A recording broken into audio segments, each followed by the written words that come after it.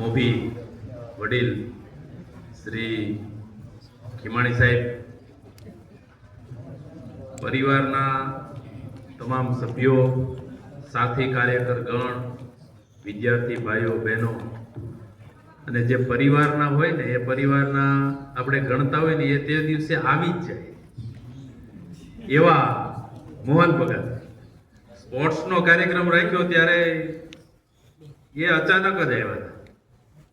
આજે અચાનક એનો ફોન આવ્યો કે અમે એક કાર્યક્રમમાં ગયા હતા એટલે તમને યાદ કર્યા, એટલે કીધું લાવો ફોન કરું. તો મેં કીધું આજે કાર્યક્રમ છે, ટાઈમ હોય તો આવો. એ કે શું છે? મેં કીધું વાર્ષિક ઉત્સવ છે, છોકરાઓનો વિદાય શુભેચ્છા કાર્યક્રમ છે, અમારા સાહેબે આવવાના છે, તમે આવો. અને પધાર્યા. એટલે મોહન ભગત અને સાથે આવેલા સુભાષભાઈ, ડાયાભાઈ ડવ, સૌનું હાર્દિક સ્વાગત છે. બહુ સરસ કાર્યક્રમ થનગનતા યુવાન ભાઈઓ બહેનો દ્વારા રજૂ થયો. સમગ્ર મારી જે યુવા બ્રિગેડિયર છે સ્ટાફમાં, એ વિચાર લઈને આવે કે સાહેબ આવું કરીએ. મેં કીધું જે કરવું હોય તે છૂટ છે, તમારા ઉપર ડિપેન્ડ છે. હું કાર્યક્રમ જોવા માટે આવું એટલો ફ્રી છું. અને જવાબદારી ઉપાડી અને આશાબેન, કંચનબેન, કવિતાબેન, સંજયભાઈ, ધ્યાનભાઈ, બાકીના સૌ, કોઈનું નામ લેવાનું નહીં ગયું હોય તો અમુક નંગ તો દેખાતા નહોતા, એ આજ હરખા સ્ટેજ ઉપર દેખાણા. મેં કીધું આમાં આવી શક્તિ જ નહીં હોય. જો તમે આમાં સ્ટેજ ઉપર આવો ને તોય ઘણી વખત ઓળખાણ થાય, નહીતર અમુક વખતે એવી ઓળખાણ થાય કે આની પાસે ખોટા શર્ટી જ હોય. એ સાચા શર્ટી કરવા માટેનું આજ કામ લકુમતે કર્યું. એટલે સરસ મજાની બધાએ રજૂઆત કરી અને આ તકે ટીવાય વાળાનો એક સારી રીતે વિદાય આપતા શુભેચ્છાનો કાર્યક્રમ આપણો હજી સમૂહ ફોટો અને સમૂહ ભોજન બાકી હો. આ તમને થાય કે આ ભાઈ ખાલી હા કોરા રામ રામ જ સાહેબ કરાવે, એ આપણું બાકી આજે એટલા માટે નો રાખ્યો તો આપણે આમાં વ્યસ્ત હોઈએ તો એ પાછું એમાં હરખો ન્યાય નો આપી શકે. એટલે એને ન્યાય આપી શકીએ એટલે ખાસ આપણે ફોટો ફંક્શન અને ભોજન ફંક્શન એ આપણે પછી રાખવાના છીએ વિદાયના માનમાં ટીવાયના.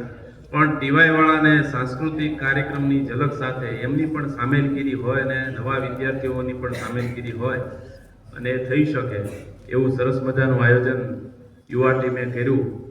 એ બદલ એમને ખૂબ ખૂબ અભિનંદન આપું છું. મને જેટલી ઉપરથી સ્વતંત્રતા મળે છે એટલી છેક નીચે સુધી સ્વતંત્રતા પહોંચે છે.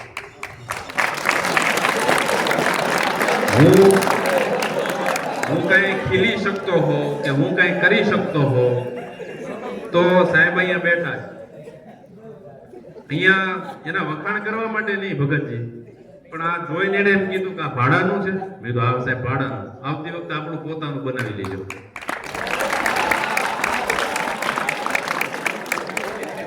બીજી મારે હમણાં તકલીફ હતી, હમણાં જ રજૂઆત કરવા ગયો, સ્ટાફ વાળાએ બધા મને કીધું, મને કે સાહેબ ભાઈ મૂકો આ આપે તો આ બગડી ગયું સાવ ઝેરોક્સ મશીન. સાહેબને મેં વાત કરી, ઝેરોક્સ મશીન સાહેબ લેવું પડે એમ છે ને આપણે હમણાં ભરતીનો કાર્યક્રમ ને બધું ડન. મને જે સ્વતંત્રતા મળે છે કામની એ નીચે સુધી પહોંચવી જોઈએ અને એ સ્વતંત્રતા નીચે સુધી પહોંચાડી છે ને તમે બધાએ કરી બતાવ્યું છે એનો મને ખૂબ ખૂબ આનંદ છે. આ તકે સૌને ખૂબ ખૂબ અભિનંદન, સમગ્ર ટીમને અભિનંદન. સાહેબ આ તકે પધાર્યા.